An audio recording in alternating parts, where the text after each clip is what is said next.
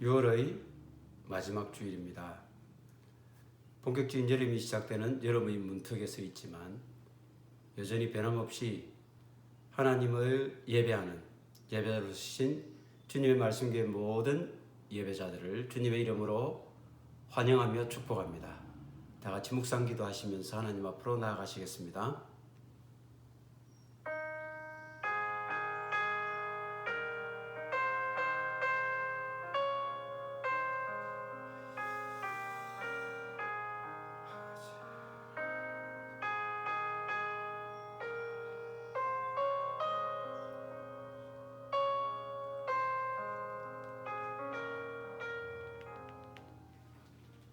오라 너희 모든 목마른 자들아 물로 나아오라. 돈 없는 자도 오라. 너희는 와서 사목되에 돈 없이 값 없이 와서 포도주와 젖을 사라. 너희가 어찌하여 양식이 아닌 것을 위하여 언을 달아주며 배부르게 하지 못할 것을 위하여 수고하느냐. 내게 듣고 들을지어다. 그리하면 너희가 좋은 것을 먹을 것이며 너희 자신들이 기름진 것으로 즐거움을 얻으리라. 너희는 귀를 기울이고 내게로 나와 들으라. 그리하면 너희의 영혼이 살리라. 내가 너희를 위하여 영원한 언약을 맺으리니 곧 다윗에게 허락한 확실한 은혜이니라. 거룩하신 하나님 아버지, 지난 한 주간 이 땅에서 하나님의 생명으로 살게 하시고 오늘 주님 앞에 예배자로 서게 하심을 감사드립니다. 말씀 앞에 경건히 서서 말씀에 귀 기울이며 그 말씀이 나의 호흡이 되고 찬양이 되며 기쁨과 소망의 샘물이 되게 인도하여 주시옵소서. 우리의 예배를 받아 주시옵고 오직 하나님께만 영광과 찬양을 돌려드리는 영과 진리의 예배로 이끌어 주시기 원하오며 모든 것을 감사드리며 예수님의 이름으로 기도드리옵나이다. 아멘. 다 같이 사도신경으로 우리의 신앙을 고백합니다. 전능하사 천지를 만드신 하나님 아버지를 내가 믿사오며 그 외아들 우리 주 예수 그리스도를 믿사오니 이는 성령으로 잉태하사 동정녀 마리아에게 나시고 본디오 빌라도에게 고난을 받으사 십자가에 못 박혀 죽으시고 장사한 지 사흘 만에 죽은 자 가운데서 다시 살아나시며 하늘에 오르사 전능하신 하나님 우편에 앉아 계시다가 저리로서 산자와 죽은 자를 심판하러 오시리라. 성령을 믿사오며 거룩한 공회와 성도가 서로 교통하는 것과 죄를 사하여 주시는 것과 몸이 다시 사는 것과 영원히 사는 것을 믿사옵나이다. 아멘. 다 같이 찬송가 40장입니다.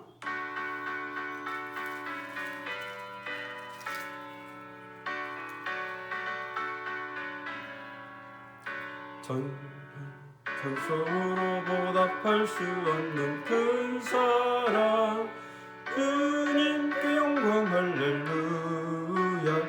형제자매 모두 함께 모여 찬송해 주님께 영광 할렐루야.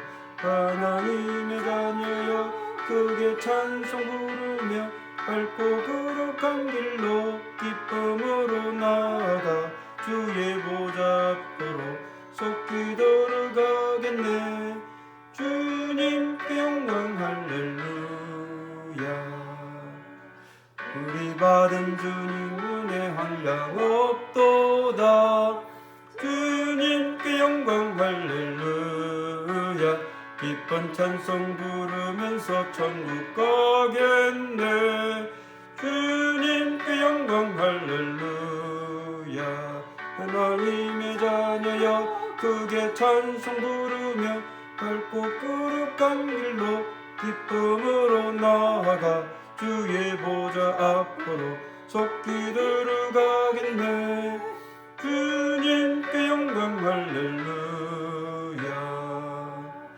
잠시 후에 우리 모두 주를 보겠네.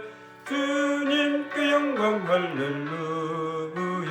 영광스런 보좌 위에 거룩하신 주 주님께 영광 할렐루야. 하나님의 자녀여 크게 찬송 부르며 밝고 거룩한 길로 기쁨으로 나아가 주의 보좌 앞으로 속히 들어가겠네. 주님께 영광 할렐루야. 만국 백성 천국에서 소리 높여서 주님께 영광 할렐루야. 영원토록 주의 공로 찬양하겠네. 주님께 영광 할렐루야. 하나님의 자녀여 크게 찬송 부르며 밝고 거룩한 길로 기쁨으로 나아가 주의 보좌 앞으로 속히 들어가겠네. 주님께 영광 할렐루야.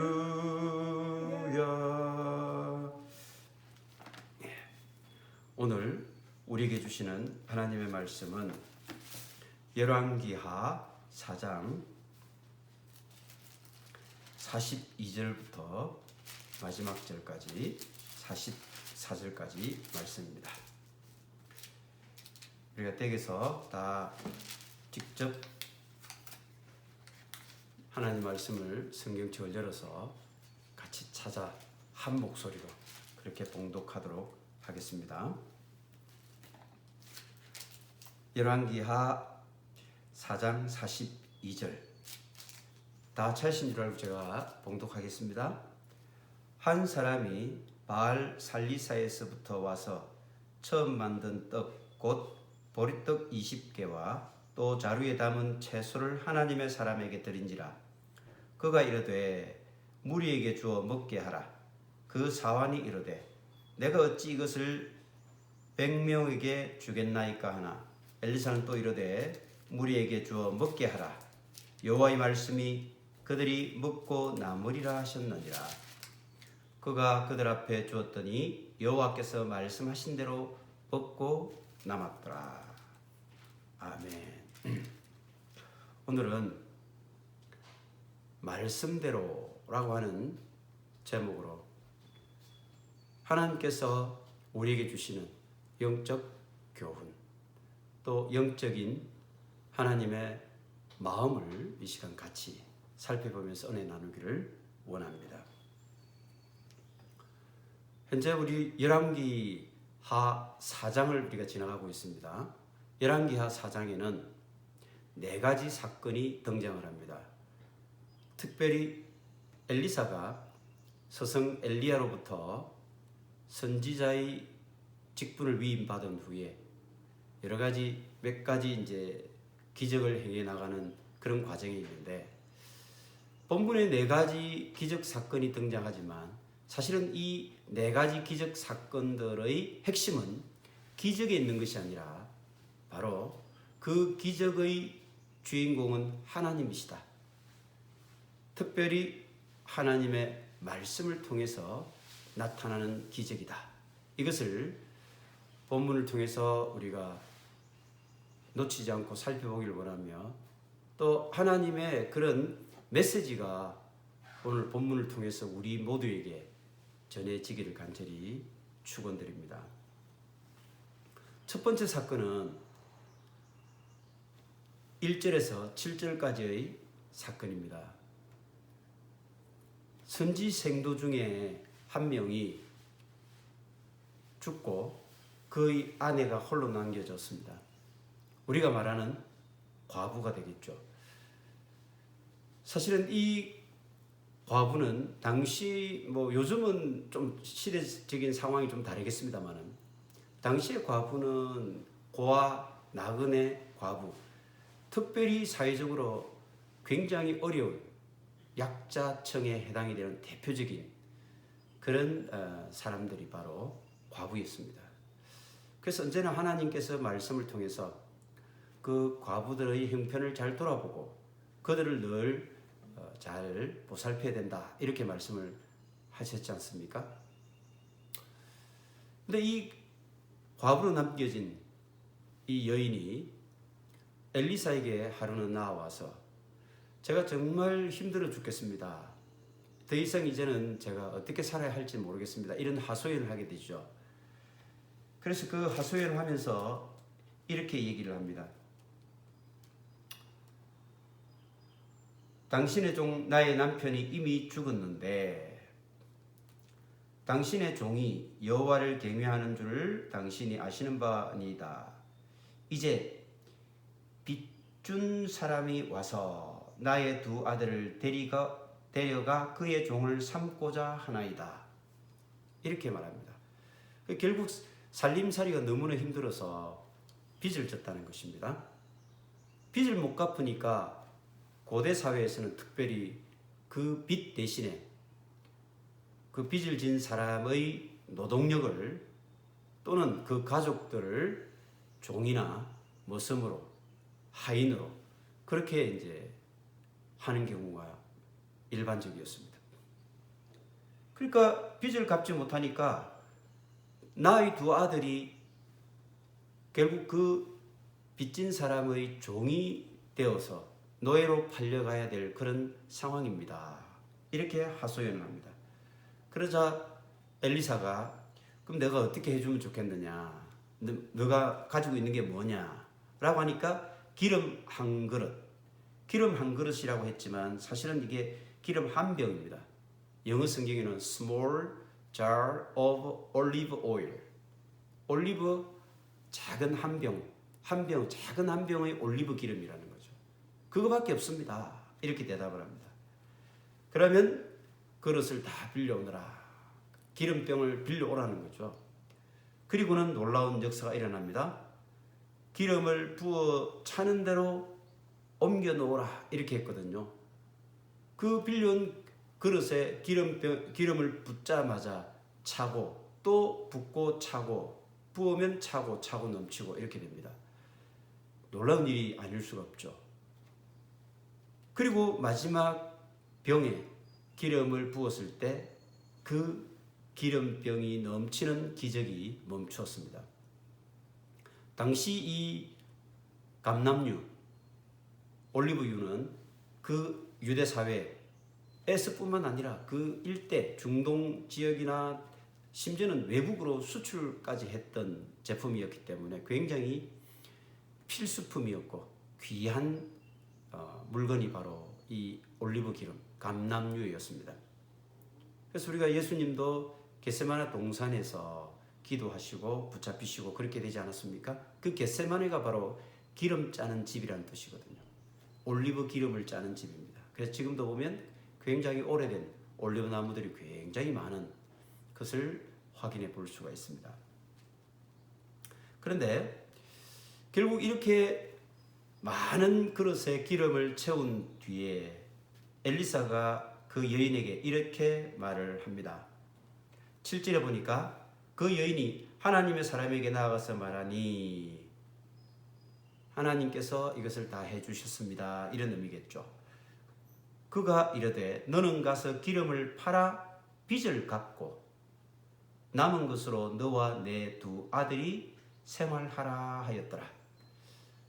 결국 이 기름을 다 팔아서 첫 번째는 빚을 청산하라고 했습니다. 그리고는 그리고 너희 아들과 함께 이제 정상적인 생활을 해 나가라. 이렇게 말하고 있습니다.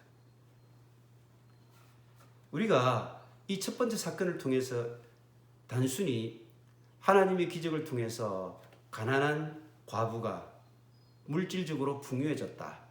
이런 의미만 전달받으면 안 되는 것입니다. 지금 이 네 가지 사건을 통해서 우리는 열왕기의 저자가 독자에게 무엇을 전달하고자 하는가라고 하는 것을 이해할 필요가 있습니다.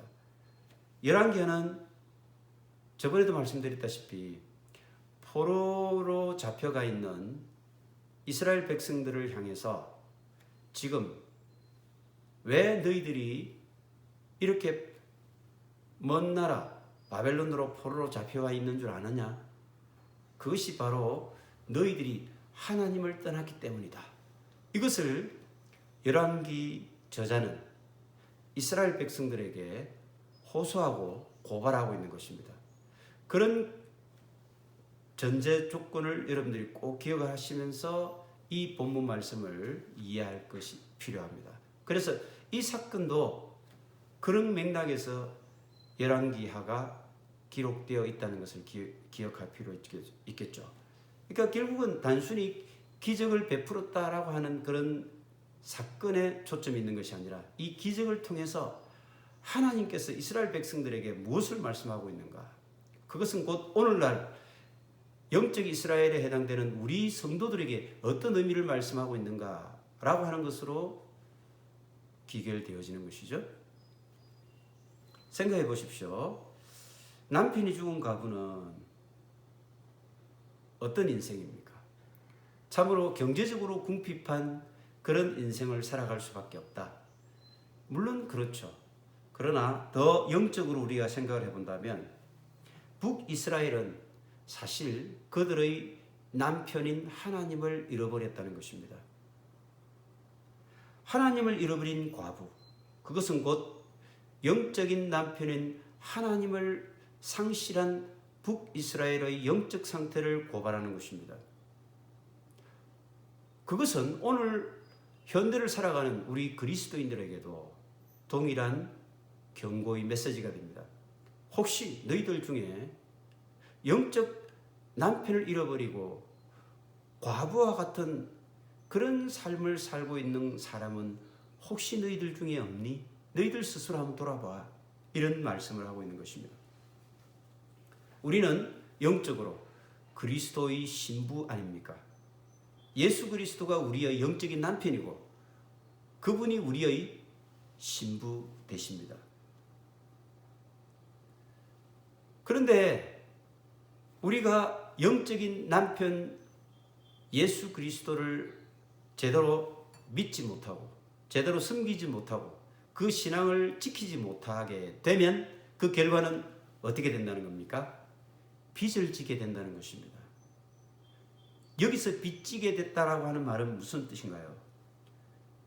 빚쟁이는 결국 스스로 자기 생명을 구원할 수가 없는 존재를 말하는 것입니다. 스스로 자기 힘으로는 어떻게 살아갈 방도가 없는 것이죠. 자기 스스로를 구원할 수가 없는 인생이 되었다는 것입니다.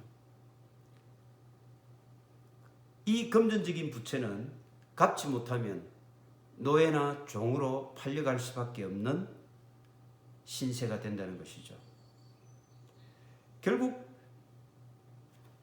영적인 남편인 그리스도를 잃어버린 영혼, 그런 영혼들은 빚쟁이인 사탄 마귀에 이끌려서 그의 종노릇을 할 수밖에 없다라고 하는 것을 영적으로 우리에게 경고하고 있고, 당시 이스라엘 백성들이 왜 그들이 이렇게 먼 나라 바벨론으로 포로로 잡혀와 이 고생을 하면서 서러움을 당하고 있는가, 그것에 대한 말씀을 하고 있는 것입니다. 너희들이 영적 남편을 잃어버리는 순간 바로 너희들이 빚을 지고 있던 그 빚쟁이가 너희들을 사로잡아 너희들이 그들의 왕 종노릇 하고 있다, 이것을 말씀하고 있는 것입니다. 그런데 하나님께서는 해법을 제시해 주셨습니다. 하나님이 마련해 주신 그 길이 무엇입니까? 기름 한 병을 통해서 기름병을 채워나가는 놀라운 기적을 보여주시는 것이죠. 우리는 흔히 이 기름이라고 하는 것, 감람유라고 하는 것은 무엇을 상징합니까? 바로 성령을 상징하지 않습니까? 결국은 이 성령의 역사, 바로 남은 작은 한 병의 기름, 그것을 통해서 여러 기름병이 넘치면서 그 빚을 해결하고, 그래서 그 빚쟁이의 올무에서 벗어나게 되고 정상적인 생활을 할 수 있게 되지 않습니까? 그것은 우리 속에 있는 성령의 불씨를 우리가 끄트려서는 안 된다는 것입니다. 우리 속에 잠잠히 있는 이 성령의 불씨, 혹시 우리가 하나님 앞에 믿음이 연약해지고 우리가 신앙생활을 제대로 하지 못함으로써 우리 속에 있었던 뜨거운 성령의 불씨, 그 기름병이 다 소멸되고 작은 성령의 기름, 그 병이 하나라도 있다면 거기에 불을 붙여야 된다는 것입니다. 성령이 불을 붙여야 된다는 것입니다. 성령이 불을 붙일 때 하나님께서는 그 성령의 기름병이 차고 넘치도록 해주신다는 것입니다. 그래야만 우리를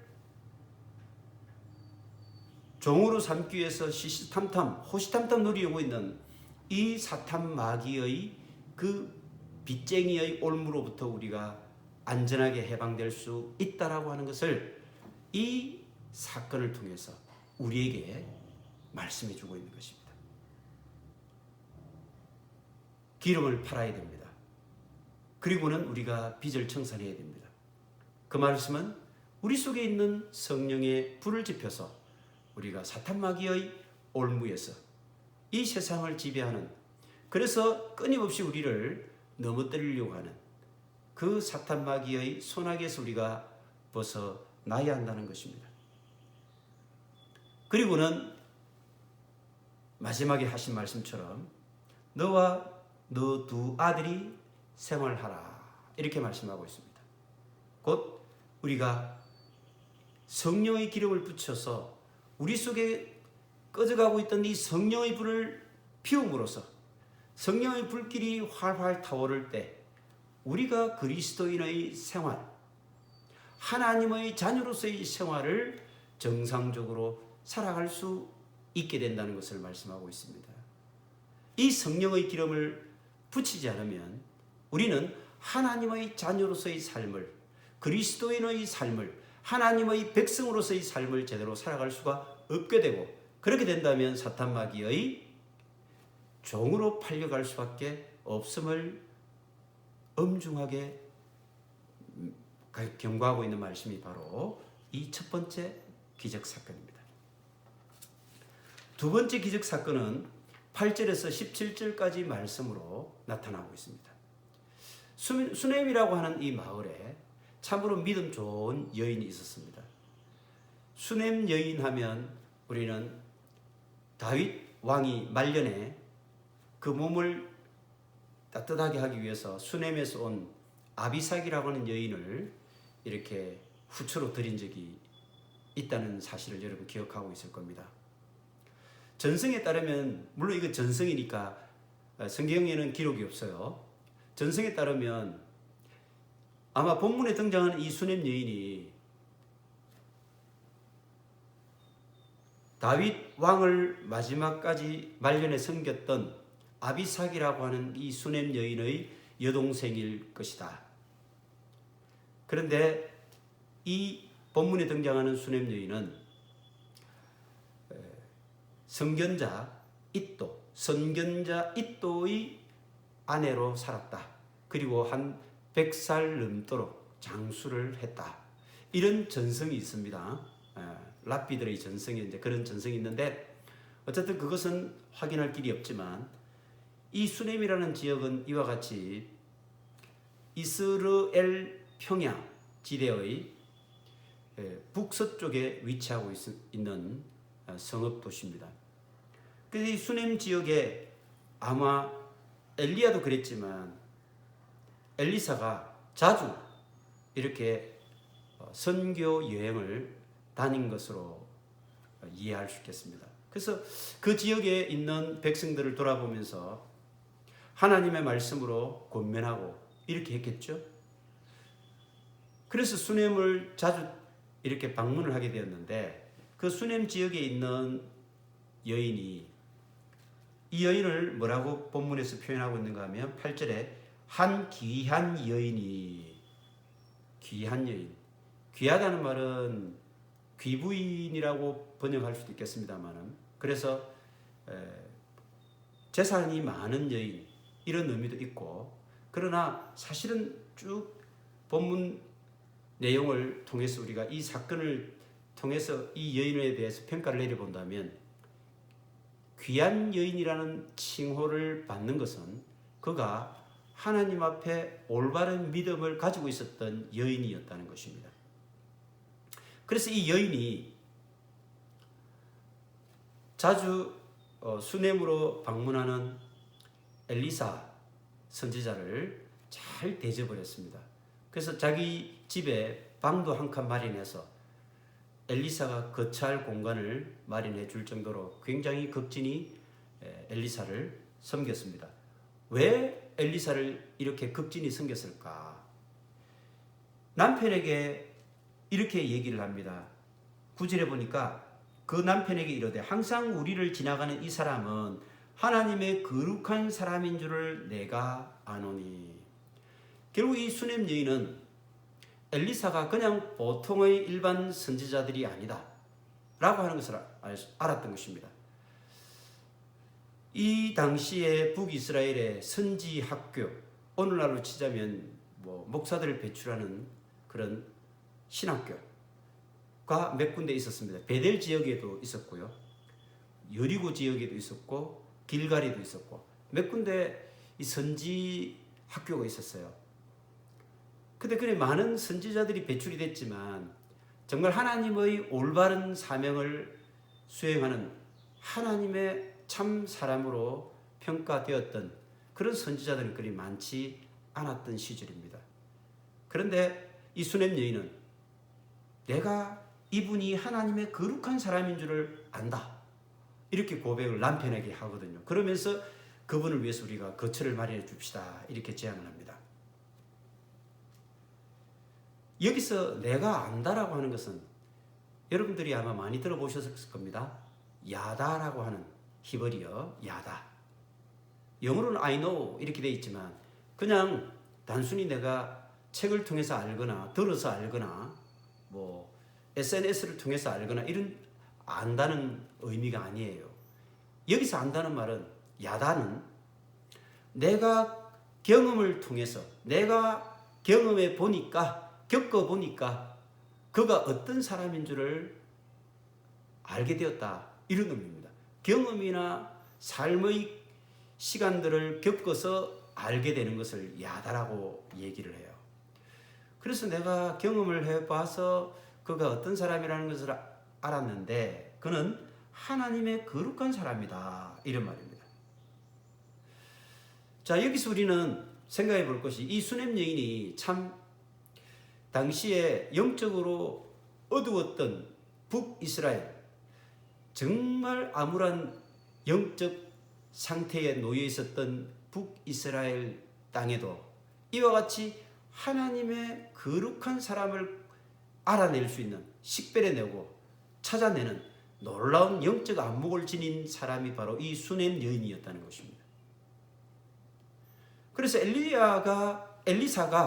엘리야는 아니고요, 엘리사가 정말 진정한 하나님의 종이었다라고 하는 것도 알아야 되겠지만, 그보다는 정말 그가 하나님의 존귀한 자, 하나님의 진짜 선지자, 하나님의 올바른 종이라고 하는 것을 분배하고 식별해내는 영적 안목을 가지고 있었다는 것, 이것이 정말 중요한 것이죠.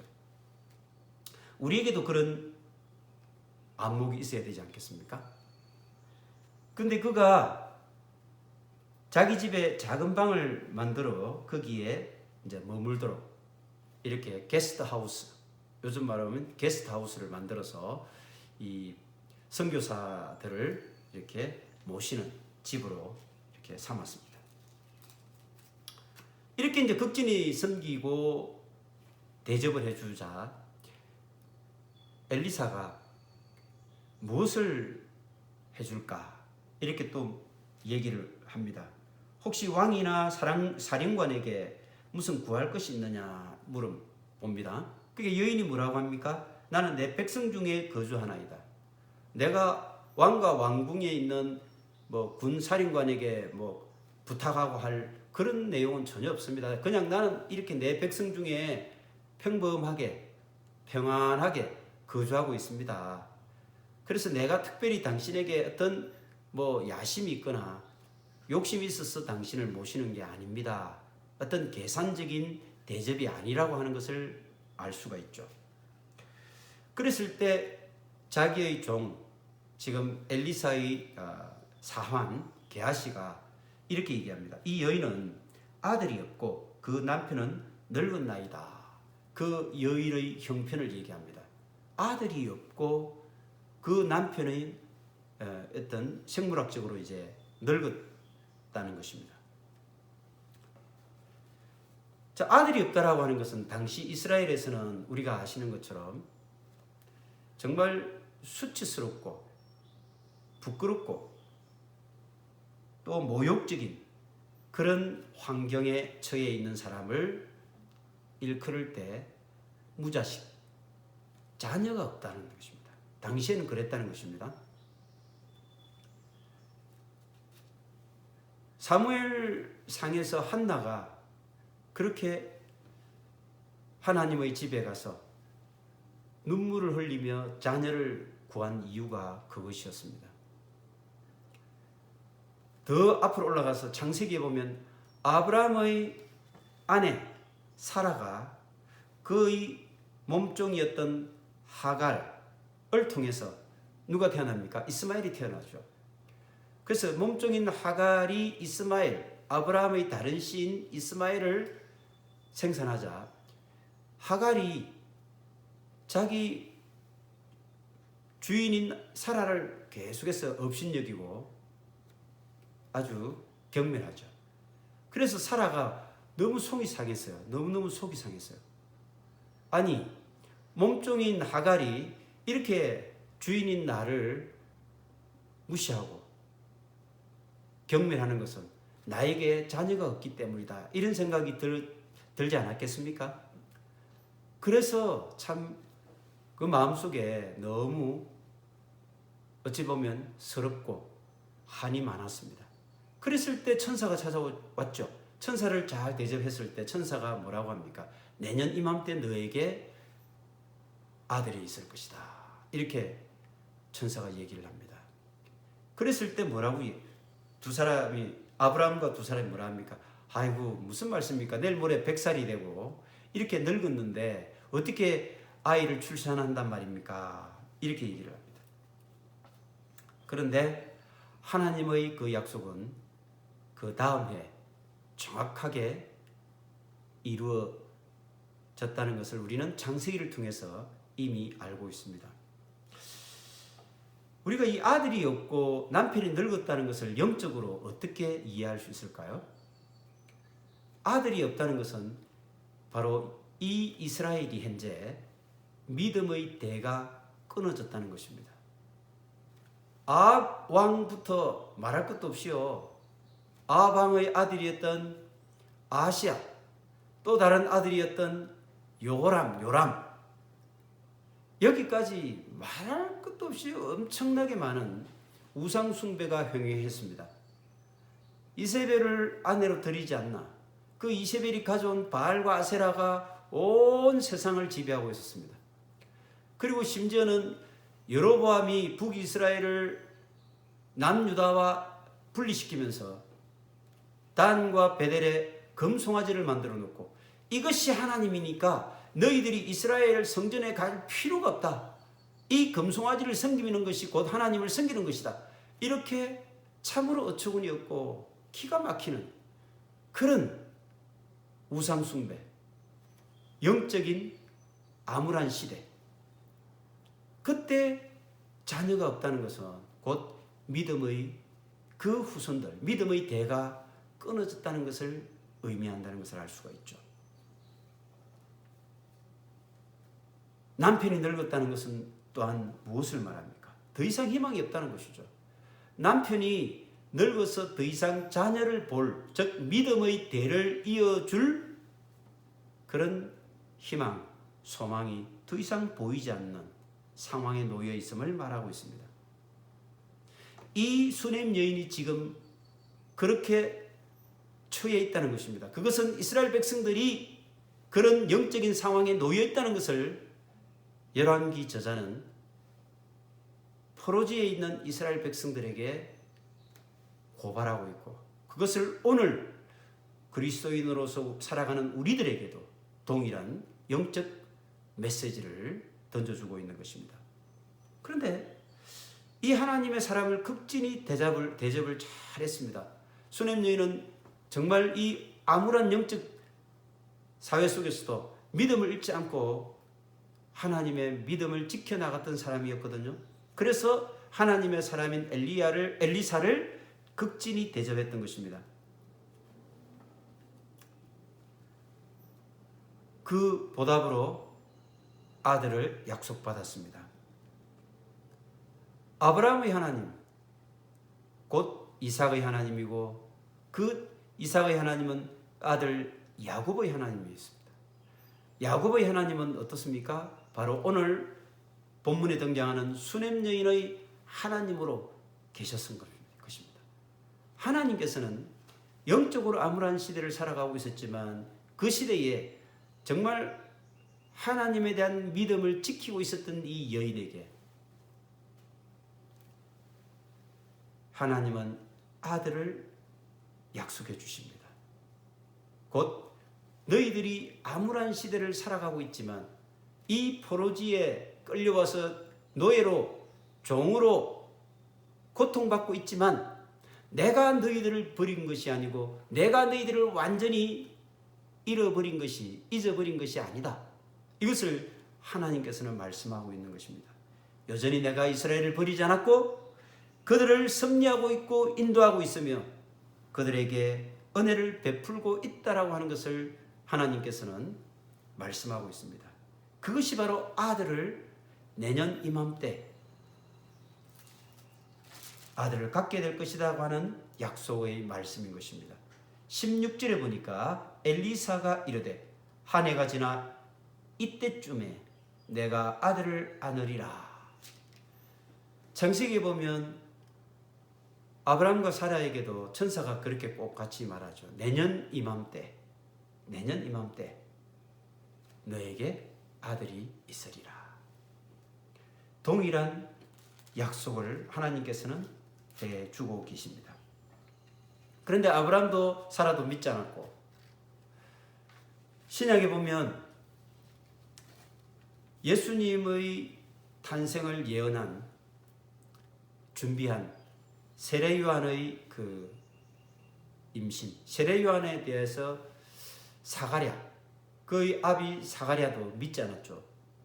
그러니까 그의 아비 사가랴는 6개월 동안 벙어리가 되지 않습니까? 아무도 믿지 않았습니다. 하나님의 그 놀라운 약속에 대해서 누구도 쉽게 믿지 않았습니다. 그러나 하나님은 반드시 그 때가 되었을 때 약속을 이루어 주시는 분입니다. 그래서 그 여인에게 그 다음에 약속하신 대로 그 아들을 갖게 해 주셨습니다. 언약에 신실하신 하나님, 약속에 신실하시고 말씀에 신실하신 시건치 않으시는 하나님을 우리가 알 수 있습니다. 그런데요, 이 아들이 어느 날 들판에서 농사를 짓고 있던 아버지 곁에 있다가 그냥 갑자기 머리가 아프기 시작했습니다. 아이고 머리야 아이고 머리야 하면서 그 이후로는 아이가 시름시름 앓다가 그 어미의 무릎에 앉아 있다가 결국 죽게 되었습니다.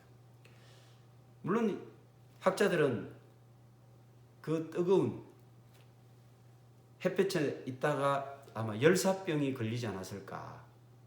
그리고 그 열사병이 가져온 뇌염이 아마 이 아이의 사망의 원인일 것이다. 이렇게 얘기하기도 합니다. 근데 어쨌든 우리는 이 사건을 통해서 우리에게 주는 영적인 의미가 뭘까?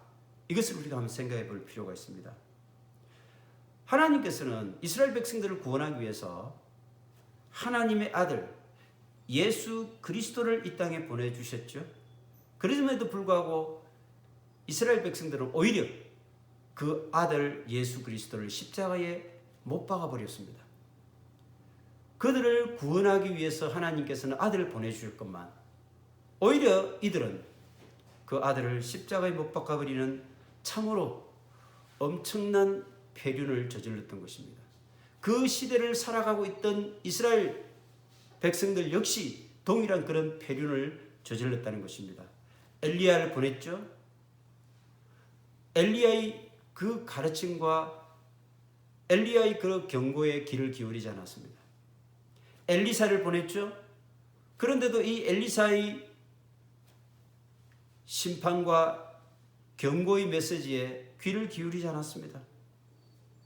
이게 바로 당시에 참으로 암울했던 북이스라엘의 영적 상태를 고스란히 고발하고 있는 말씀인 것입니다.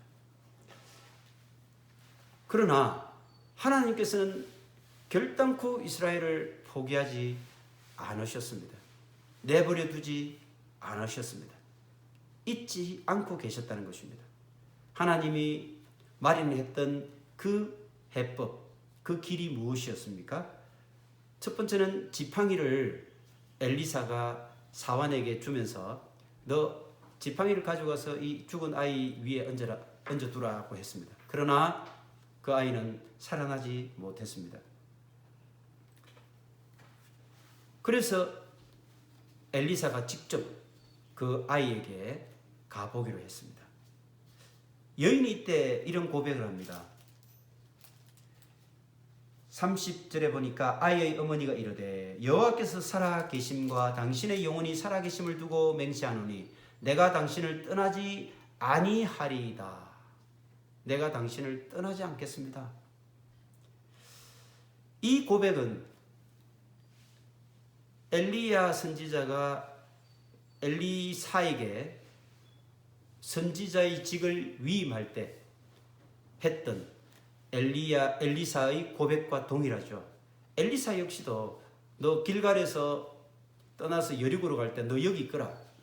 여리고에서 요단을 건너갈 때 너 여기 있거라. 계속 그렇게 했을 때 그때마다 엘리사가 뭐라고 합니까? 이렇게 여호와의 살아계심과 당신의 영혼이 살아계심을 두고 맹세하노니 내가 당신을 결단코 떠나지 않겠습니다. 내가 절대로 떠나지 않겠다라고 하는 강한 신앙 고백을 했던 것과 마찬가지로 오늘 본문에 등장하는 이 수넴 여인도 절대로 내가 떠나지 않겠습니다. 하나님의 사람을 떠나지 않겠다는 것은 내가 하나님을 떠나지 않겠다. 하나님의 말씀을 떠나지 않겠다. 결단코 내가 내 신앙을 버리거나 하나님을 잊어버리거나 절대로 나는 그렇게 하지 않겠다라고 하는 그런 고백이고 맹세인 것입니다. 참 놀라운 그런 신앙 고백이 아닐 수가 없죠. 그래서 결국 엘리사가 그 집에 들어가서 죽은 아이의 몸 위에 두 번을 이렇게 연거푸 엎드리게 됩니다. 그랬을 때 놀라운 또 하나님의 기적이 일어나게 되었습니다. 35절에 이렇게 나오죠. 엘리사가 내려서 집안에서 한번 이리저리 다니고 다시 아이 위에 올라 엎드리니 아이가 7번 재채기하고 눈을 뜨는지라. 아이가 7번을 재채기를 하면서 눈을 쫙 떴습니다. 바로 다시 아이가 살아났습니다. 20절에는 무릎에 앉아 있다가 아이가 죽은지라 고 이렇게 돼 있는데 35절에 가서는 재채기를 하고 눈을 뜨는지라 이렇게 기록되어 있습니다. 그래서 죽은지라 눈을 뜨는지라 죽어있는 이스라엘 백성들이 눈을 뜨는 새로운 영적 부활을 경험하고 체험하게 된다는 것입니다. 예수님도 그랬죠. 예수님께서 회당장 야이로의 딸을 살리실 때도 가만히 있거라. 그가 죽은 것이 아니라 잔다고 했습니다. 눈을 띄운 것이죠. 우리는 보면 육신적으로 모든 것이 사망하면 죽으면 다 끝난다고 생각하지만 결코 하나님 입장에서는 그것이 끝난 것이 아닙니다. 단지 그는 자고 있을 뿐입니다. 예수님은 나인성 과부의 아들을 살려주셨습니다. 예수님은 죽은 나사로를 살리셨습니다. 죽은 나사로가 어떻게 되어 있다고 예수님이 말씀하셨는가? 그가 자고 있다고 했습니다. 요한복음 11장 11절에 이렇게 기록되어 있습니다. 이 말씀을 하신 후에 또 이르시되 우리 친구 나사로가 잠들었도다. 나사로가 죽은 것이 아니고 잠들었다고 말씀하십니다. 그러면서 그러나 내가 깨우러 가노라. 예수님은 살리러 간다 이렇게 말씀하지 않고 깨우러 간다고 표현을 하고 있습니다. 우리 그리스도인들은요, 하나님 안에서 잠들어 있는 모든 그리스도인들은 예수 그리스도의 재림의 때에 우리 모두는 호련히 그 잠에서 깨어 일어나게 될 것입니다. 지금 북이스라엘 백성들의 영적 상태가 다 이렇게 잠들어 있다는 것입니다. 그들이 죽어 있다는 것입니다. 그러나 그들이 하나님의 말씀을 통해서 하나님의 그 놀라운 은혜를 통해서 그들이 깨어날 수 있다는 것을 말씀하고 있습니다. 그래서 본문의 아이도 눈을 떴다. 그 자던 잠에서 깨어났다는 것입니다. 사망의 잠에서 깨어났다는 것입니다.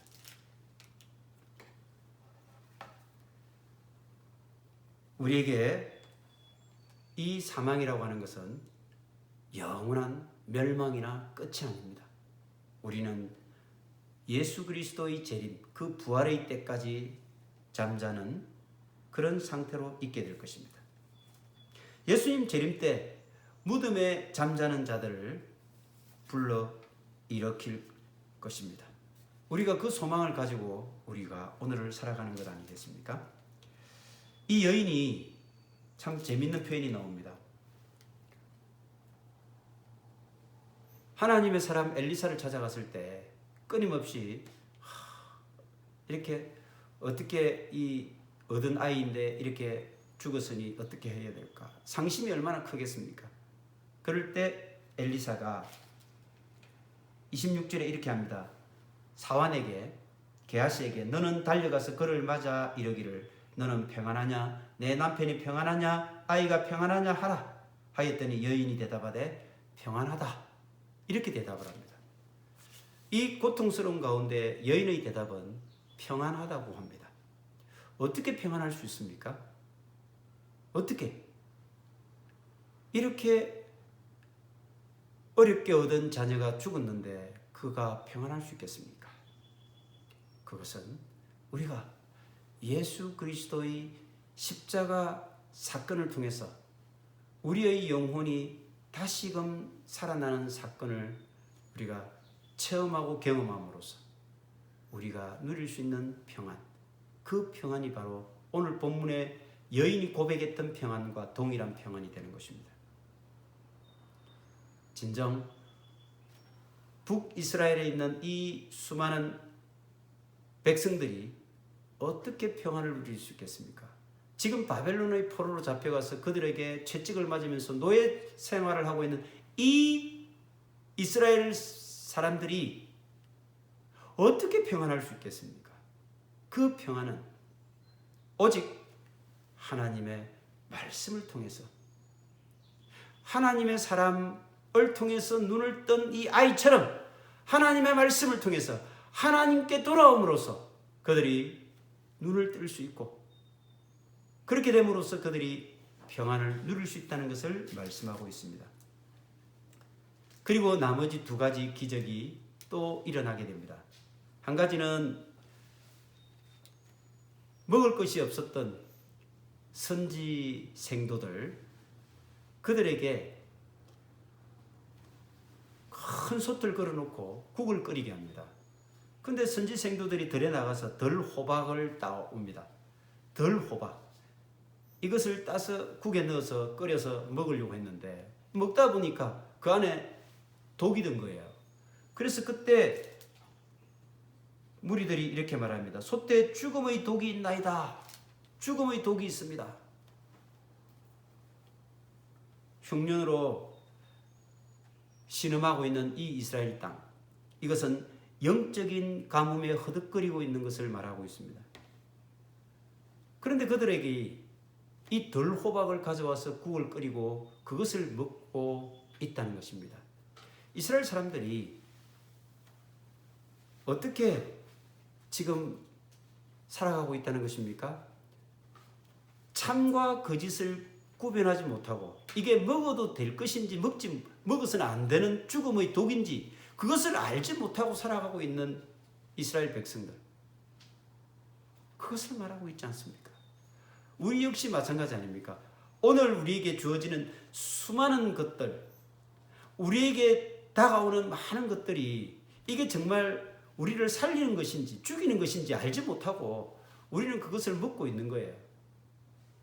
영적으로 참과 거짓을 구분해 내지 못하는, 심지어는 선지 생도들이라고 하는 그들조차도 참과 거짓을 구분하지 못하고 그 거짓된 독을 먹는 것으로 알고 먹고 있다는 것. 이걸 통해서 우리는 무엇을 알아야 되겠습니까? 우리가 그리스도를 믿고 있다고 하지만 우리가 참과 거짓을 혼돈하고 우리에게 참 생명의 것이 아니라 독이 되는 것을 우리가 혹시 먹고 있는 것은 아닌가? 우리 자신들이 한번 우리 자신들의 신앙을 찬찬히 돌아보고 점검해 볼 필요가 있다는 메시지를 오늘 우리가 놓쳐서는 안 될 것입니다. 육적 허기, 배고픔을 채우는데 급급하다 보면 우리가 진리와 생명을 찾기보다는 사망의 독이든 본문에 있는 이런 덜 호박, 이것을 우리가 먹을 것으로 착각하고 먹게 된다는 것을 말합니다. 하나님께서는 어떤 처방을 그 길로 열어주셨습니까? 가루를 솥에 넣어 독을 없애고 먹을 수 있도록 만들어 주셨습니다. 이 가루, 밀가루인지 어떤 가루인지 모르겠지만 가루가 바로 다시 독을 없애고 먹을 수 있는 음식으로 만들어 준 놀라운 하나님의 처방이었습니다. 이것은 엘리사가 처음 기적을 이룬 여리고의 샘물을 먹을 수 있는 물로 만들었을 때 소금을 넣었죠. 그 소금과 같은 역할을 한 것이 본문의 가루입니다. 이 가루가 독을 없애고 먹을 수 있는 음식으로 만든 놀라운 하나님의 처방전이었던 것입니다. 무엇을 말합니까? 바로 이 가루는 그리스도의 복음입니다. 이 세상을 지배하고 세상 구석구석에 퍼져 있는 독, 사탄 마귀의 이 죄악의 독을 제거할 수 있는 것은 뭐라는 것입니까? 바로 본문에 등장하는 하나님의 사람인 엘리사가 던져놓은 가루, 이 복음의 가루, 예수 그리스도의 복음만이 사탄 마귀가 지배하는 죄악의 독을 해소하고 제거할 수 있는 유일한 처방이라는 것입니다. 성령만이 죽음의 독을 먹고 신음하는 이 영혼들에게 치료와 회복의 생명약이 될 수 있다는 것입니다. 복음만이 온갖 종류의 죄악에 대한 유일한 해독제가 된다라고 하는 것을 본문에서 말씀하고 있는 것입니다. 마지막 사건은 구약의 오병이어 사건입니다. 보리떡 20개로 100명의 선지 생도들을 먹이라는 엘리사의 명령이 주어지게 됩니다. 보리떡 20개 자루에 담은 또 채소가 좀 있었는데 그가 이르되 무리에게 주어 먹게 하라. 무리에게 주어 먹게 하라. 그러자 그의 사환인 게하시가 아니 보리떡 20개면 기껏 해봐야 20명밖에 먹을 수 없는데 어떻게 이게 100명을 다 먹일 수 있겠습니까? 하나님의 눈과 게하시의 눈이 이렇게 다른 것입니다. 게하시는 세상의 눈으로 바라보고 있지만 하나님의 사람인 엘리사는 하나님의 눈으로 바라보고 있는 것입니다. 예수님도 역시 마찬가지로 그렇게 이적을 베풀었습니다. 마태복음에 오병이어의 기적이 나오지 않습니까? 참 무리를 보고 불쌍히 여기시고 보리떡 5개와 물고기 2마리로 5,000명을 먹이시고 12강줄이가 남는 그런 기적을 베풀어 주셨습니다. 43절에 이렇게 말씀하고 있습니다. 엘리사가 또 이르되 무리에게 주어 먹게 하라. 여호와의 말씀이 그들이 먹고 남으리라 하셨느니라. 하나님께서 말씀으로 그들을 먹여주시겠다는 것입니다. 그것도 먹고 남을 것이라고 이렇게 말씀하고 있죠. 우리에게 진정한 떡은 무엇입니까? 영적으로 보면 이 보리떡, 먹고도 남은 이 보리떡은 바로 예수 그리스도 생명떡이 우리에게 진정한 떡이 되지 않겠습니까? 마지막 절에도 그가 그들 앞에 주었더니 여호와께서 말씀하신 대로 먹고 남았더라.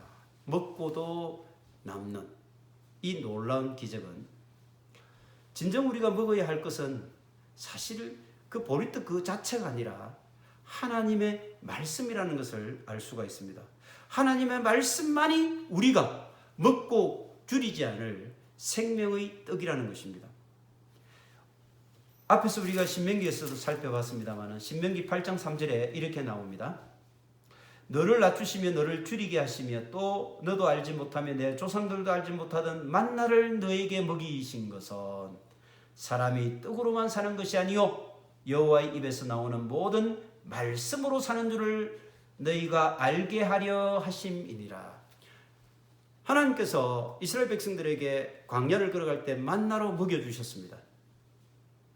메추라기를 통해서 고기를 먹여주셨습니다. 반석을 통해서 물도 먹여주셨습니다. 결국 이 모든 것은 육적인 것들을 해결하기 위한 목적도 있겠지만 그보다는 더 중요한 게 뭐라고 말씀하십니까? 바로 사람이 육적인 식량인 떡으로만 사는 게 아니다. 하나님의 입에서 나오는 모든 말씀으로 사는 것이라는 것입니다. 우리는 영적인 존재입니다. 그리스도인입니다. 하나님의 자녀입니다. 무엇으로 살아야 되는 겁니까? 우리 육신의 허기짐을 채우는 이 땅의 식량, 그것만으로 우리는 살아갈 수 있는 존재가 아니라는 것입니다. 우리가 진정 의지해야 될 것이 무엇입니까? 하나님의 말씀이라는 것입니다. 그것으로 우리가 식량을 삼고 먹고 마셔야 된다는 것입니다. 아모스 선지자가 이렇게 말합니다. 아모스 선지자는 여로보암 2세 때 활동했던 선지자입니다. 그때 당시나 지금이나 현재나 북이스라엘 영적 상태는 비슷했어요. 그래서 아모스 선지자가 이렇게 말하고 있습니다. 아모스 8장 11절입니다. 여호와의 말씀이니라 보라 날이 이를지라 내가 기근을 땅에 보내리니 양식이 없어 주림이 아니며 물이 없어 가람이 아니요 여호와의 말씀을 듣지 못한 기갈이라. 말씀이 없어서 굶주리고 말씀이 없어서 목마르다는 것입니다. 혹시 오늘도 우리는 끊임없이 하나님의 말씀으로 넘쳐나는 이 시대를 살아가고 있지만 우리의 목마름과 우리의 굶주림, 배고픔은 어디에 있습니까? 진짜 하나님의 그 말씀에 목말라고 진짜 하나님의 진리의 생명에 그렇게 허기진 그런 상태로 우리가 말씀을 사모하고 있는가? 예수님께서 사마리아 여인을 만나서 그렇게 약속을 하셨습니다. 요한복음 4장 13, 14절에 이렇게 말씀하고 있습니다. 이 물을 마시는 자마다 다시 목마르리니와 내가 주는 물을 마시는 자는 영원히 목마르지 아니하리니 내가 주는 물은 그 속에서 영생하도록 솟아나는 샘물이 되리라. 이 땅에 있는 물은 마셔봐야 시간 지나면 곧 목말라집니다. 이 땅에 있는 우리의 육신을 채워주는 그런 양식과 물은 시간 지나면 다시 목말라진다. 시간 지나면 다시 허기진다는 것입니다. 그러나 예수 그리스도를 통해서 우리에게 주어지는 영원한 생명수는 목마르지 않고 영원히 배고프지 않는 그런 영적인 진정한 양식이 된다라고 하는 것을 오늘 이 말씀을 통해서 우리가 알 수가 있게 될 것입니다. 우리는 오늘 진정한 평안은 무엇으로 얻을 수 있습니까? 네 가지 사건을 통해서 이 네 가지 사건이 하나님이 그 기적의 주인공이라는 것을 말씀해 주기도 하지만 이 사건을 통해서 우리의 영적 상태를 돌아보라는 말씀입니다. 우리의 영적 상태, 그것이 오늘 이렇게 처해 있는 북이스라엘 사람들의 영적 상태와 크게 다를 바가 있을까요? 그런데 그 해법은 뭐라고 했습니까? 하나님의 말씀이라고 하지 않습니까? 시편 107편 19절 20절입니다.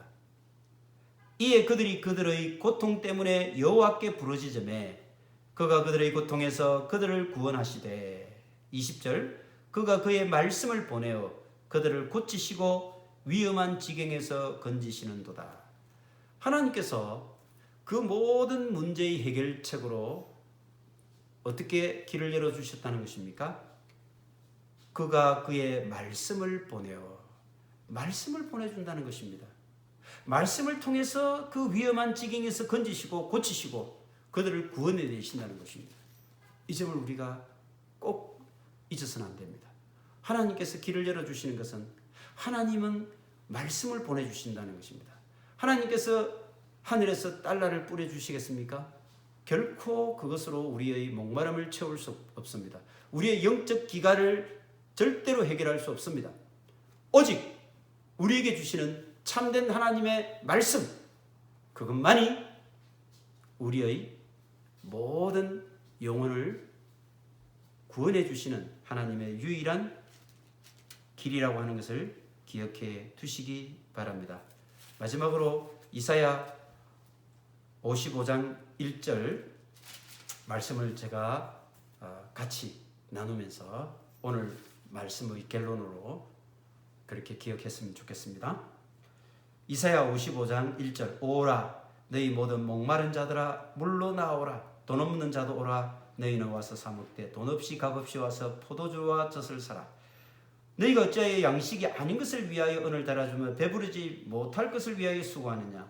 내게 듣고 들을지어다. 그리하면 너희가 좋은 것을 먹을 것이며 너희 자신들이 기름진 것으로 즐거움을 얻으리라.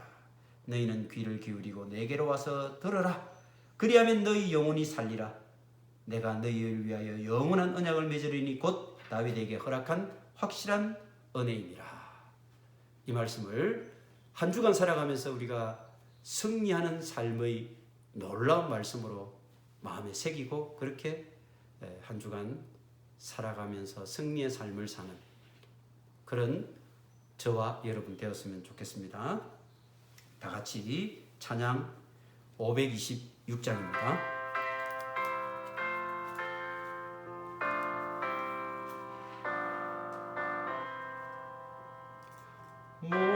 목마른 자들아 다 이리 오라. 이곳에 좋은 샘 흐르도다.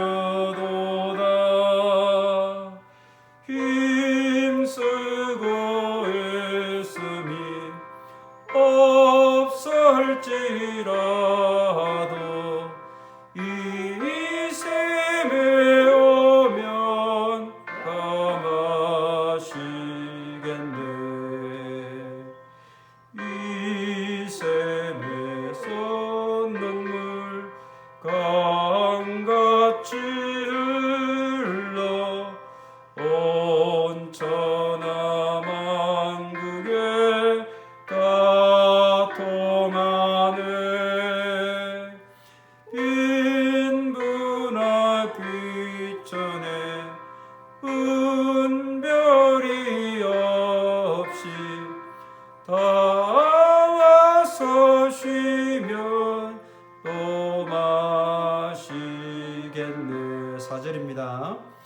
이 샘의 이름은 생명의 샘물 저수정빛같이 늘 막도다. 어린 양 보좌가 건원이 되어 생명수 샘이 늘 거치잖네. 무더위가 시작되었습니다. 여름이 끝날 때까지 정말 우리 모두가 하나님의 은혜로 건강하고 또 평안을 누리는 그런 여름을 지내야 할 것으로 생각합니다. 위해서 우리가 하나님 앞에 늘 기도하는 우리 모두가 되었으면 좋겠습니다. 다 같이 기도하겠습니다. 오늘도 하나님의 그 역사의 수레바퀴를 운행해 가시고 그 역사의 주관자 되신 하나님 아버지의 경륜을 찬양하며 감사를 드립니다. 진리가 혼탁한 이 시대에 말씀으로 등불 삼고 말씀으로 등대 삼아 약속의 도성에 반드시 이르는 주님의 말씀교회 성도들 다 되기를 원합니다.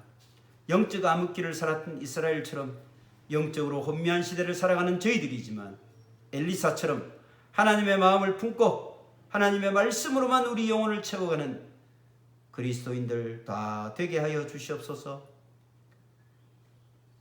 생명적인 예수님을 먹고 생명수인 그리스도를 마시며 참 평안을 맛보며 이 한 주간도 승리의 삶 복음의 삶을 살아가는 저희 모두가 되게 하여 주시옵소서. 지금은 예수 그리스도의 크신 은혜와 하나님 아버지의 무한하신 사랑하심과 성령님의 치유 회복 교통하심이 세상의 떡과 물질의 배부름이 아니라 말씀으로 배부르고 예수님으로 목마름을 죽이며 오직 약속의 십자가만을 붙잡고 모든 배고픔과 갈증을 해결하며 해소하며 헤쳐나가는 은혜의 평강 누리며 살아가기로 다짐하는 주님의 말씀교회 모든 지체들과 그들의 연결된 가족, 일터, 모든 인간관계와 상황 속에서 이제로부터 영원까지 함께하여 주시기를 간절히 축원하옵나이다. 아멘.